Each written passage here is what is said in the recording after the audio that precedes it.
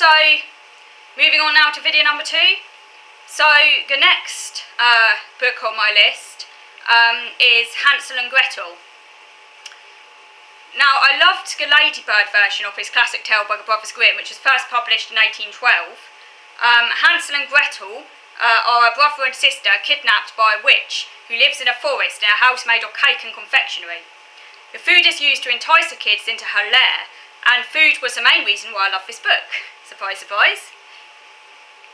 My mum very hated it because of a nasty witch and can never understand why I love the book so much. Because yes, when you think about it, it's not really a particularly appetising, to pardon the pun, book. You know, because it does involve cannibalism, kidnap. Yeah, when you think about it, like, pretty gruesome sort of horror story, really. And you think, this is read to kids? Quite a few children's fairy tales, in fact, actually have very sort of macabre themes. But yes, as a kid I loved it. Loved the Ladybird version.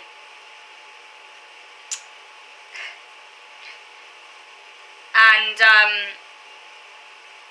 other Ladybirds classic books which I liked, I won't go into great detail in them here, but other books that I particularly liked included Goldilocks and the Three Bears, Porridge of course, Rapunzel. I don't know, there's something about, well, particularly the pictures in the Rapunzel Ladybird book, you know, her long flowing yellow hair. There's something very kind of like, I don't know, something quite appealing about that on a sort of aesthetic level. And also the bit at the beginning describing the vegetables growing in the garden, again, always made me very hungry. Food again. The Ugly Duckling, Snow White, Beauty and the Beast. And I did also particularly like Dennis the Dragon, the Ladybird book. Dennis the Dragon, I like that. So yes, there are many, many more tales that I enjoyed, but I'll be here until Kingdom Come if I listed them all. So we'll just focus on the ones that had a particular impact. So moving on now to the next one, A Little Princess. Number 4, by Frances Hodgson Burnett, which was first published in 1905. And I also saw the 1995 film, which is good, but obviously I think the book's better, but the film's good as well. I read the Ladybird book version, also read the older children's version as well. So Captain Crewe, a wealthy English widower, has been raising his only child, Sarah, in India, where he is stationed with the British Army. The captain decides to send Sarah to Miss Minchin's boarding school for girls in London, and ensures that Sarah gets given luxurious clothes and other items, a private room for her, with a personal maid, and a separate sitting room. And Miss Minchin secretly and jealously despises Sarah for her wealth. But Sarah is not arrogant. She is kind and clever. She befriends Ermengarde, who is not that clever and gets bullied. She also befriends Becky, the scullery maid. Sarah gets called princess by her peers, because of her wealth and the way she dresses and things. Unfortunately, Captain Crewe dies and has lost his entire fortune. So Sarah is left an orphan and a pauper. Miss Minchin takes away all of Sarah's possessions and makes her live in a cold attic, but Sarah continues to be kind to everyone. So I will not give away the ending for those of you who've not read the book, but it is a happy one. And yeah, I read the book many times, both the Ladybird book version and a complete version, and as I say, I recommend the film too if you have not seen it. So number 5 on my list is Secret Garden, also by Frances Hodgson Burnett again. This was first published in 1911, it's a classic, set in England. Again, there's a film version of that as well, which is also very good. So Mary Lennox is a neglected 10-year-old girl, born in India, to wealthy British parents who never wanted her. She is cared for by native servants who allow her to become spoilt. A cholera epidemic kills her parents and the servants. Mary survives and is soon sent to Yorkshire, England, to live with Mr. Archibald Craven, a wealthy uncle, at his isolated house.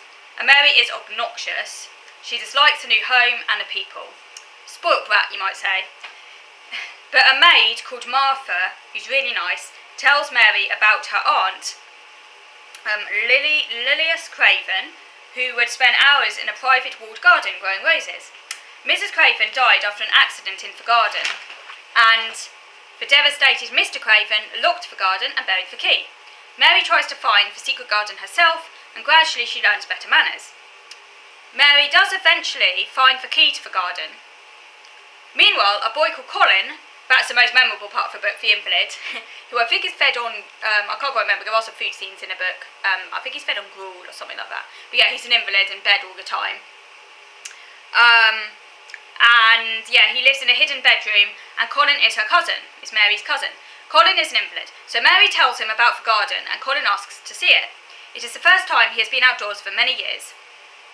I will not tell you the ending, in case you haven't read it, because some of you might not have heard this book, and might want to read it, so I won't spoil the ending, but it is a happy ending, so yeah. So I read the Ladybird version and the full version. I love the film too. I've read it many times. I read it again as a teenager. I first read it when I was a child, but I read it again as a teenager, and I still really liked it. It's just one of those like timeless classics, really. Just a really good-hearted, nice book. And yeah, she is a very good writer, Frances Hodgson Burnett as well. Okay, so I'm going to finish this overview now. Of this overview of books I like growing up.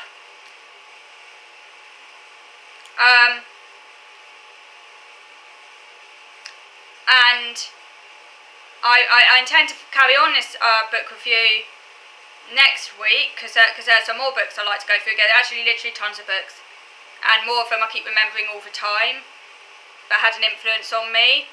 So, for example, The Winding and Willows as well, which I really liked, and I'll talk about these more next week. So do let me know in the comments box below,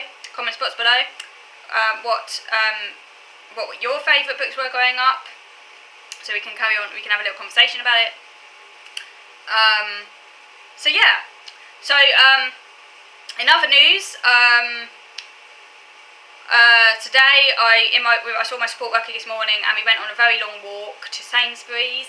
We went the scenic route, so avoiding all the cars, which is nice. And I actually picked up, I'm just going to show you quickly, some of these bars, because I really like the naked bars, and these bars are 100% natural, and I've recently introduced some new ones. So the banoffee pie, which I've never seen before, it's a brand new naked bar. Naked bars are all natural. They just contain, this one contains dates, almonds, cashews, banana, raisins, pecans, sea salt, and a hint of natural flavourings. It's the banoffee pie one. I've also produced a strawberry sundae one as well, so I've got loads and loads of these. That's what I was today. Yeah, it's been a bit hit and miss so far in my life lately. I've been not sleeping particularly well, although I did sleep a lot better last night, which is good, and I don't feel too tired today, which is great.